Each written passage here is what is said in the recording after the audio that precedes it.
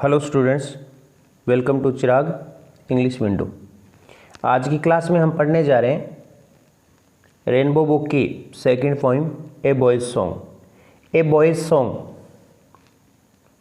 ये जो पोइम है ये लिखी हुई है विल्फ्रिड विल्सन गिब्सन, शॉर्ट में हम इनको W गिब्सन भी कह सकते हैं। और इस पोइम की जो थीम है वो है freedom of birds. Freedom of birds, इसमें कवि पक्षियों की आज़ादी के बारे में बात करता है। टोटल पक्षियों के बारे में कहता है कि सारे के सारे पक्षी मेरे अपने हैं, मुझसे बिलोंग करते हैं, मैं उनको कैद नहीं करना चाहता हूँ। वो स्वतंत्र रूप से आसमान में उड़ते हैं, आते हैं, जाते हैं, दिखाई देते हैं, मुझे खुशी प्रदान करते हैं। इस पोइम में पर्टिकुलर दो पक्षियों की चर्चा की है, दो पक्षियों के बारे में बात की है राइटर ने। पहला तो है ब्लू टिट, एक छोटी चिड़िया, और दूसरा जो है वो ईगल। अब पोइम को पढ़ते हैं। Because I set no snare, देखो अब्रप्ट बिगिनिंग हुई है, इसमें अचानक शुरुआत हुई है, बिकॉज से लाइन की शुरुआत हुई है।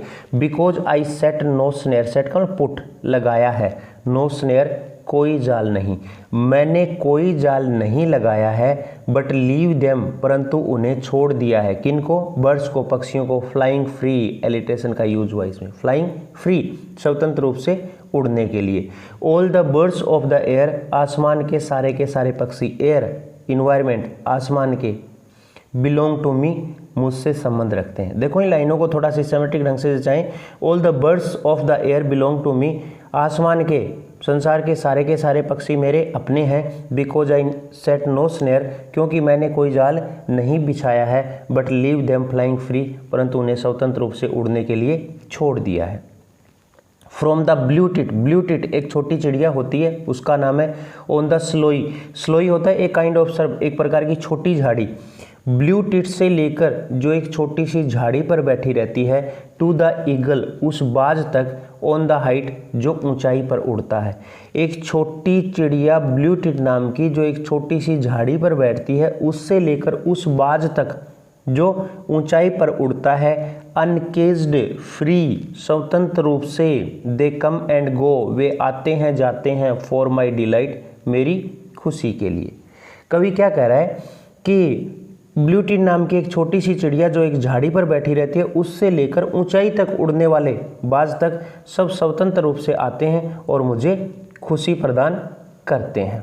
नेक्स्ट देखो, एंड सो, और इस प्रकार से, द सनवार्ड वे टुवार्ड्स द सन, सूर्य की ओर, और इस प्रकार से सूर्य की ओर। आई सोयर, आई फ्लाई, मैं उड़ने लग जाता हूँ। ऑन द ईगल्स विंग्स, बाज के पंखों पर बैठकर। यहाँ कवि जो है वो इमेजिनेशन करता है कि अपनी कल्पना में वो बाज के पंखों पर बैठकर उड़ने लग जाता है सूर्य की ओर, आसमान में। एंड इन माई हार्ट, और मेरे दिल में, ऑल डे, पूरे दिन, the blue tit sings, blue tit गाती रहती है। क्या मतलब है कवि का? मैं बाज के पंखों पर बैठकर उड़ने लग जाता हूँ सूर्य की ओर। अब कवि यहाँ कहना चाह रहा है कि इसका मतलब ये नहीं कि बाज से मेरा स्वार्थ हो गया, सारे के सारे पक्षी मेरे अपने हैं, बाज के पंखों पर बैठकर उड़ता हूँ, बाज मेरी हेल्प कर रहा है, मुझे सूर्य की ओर ले जा रहा है, लेकिन मैं ब्लू टिट को, अन्य पक्षियों को भी नहीं भूलता हूँ, वो भी मेरे दिल में पूरे दिन गाती रहती है। ये आपकी पोइम कंप्लीट हुई। इसके क्वेश्चंस देखने के लिए आपको डिस्क्रिप्शन में जाना होगा। Thank you.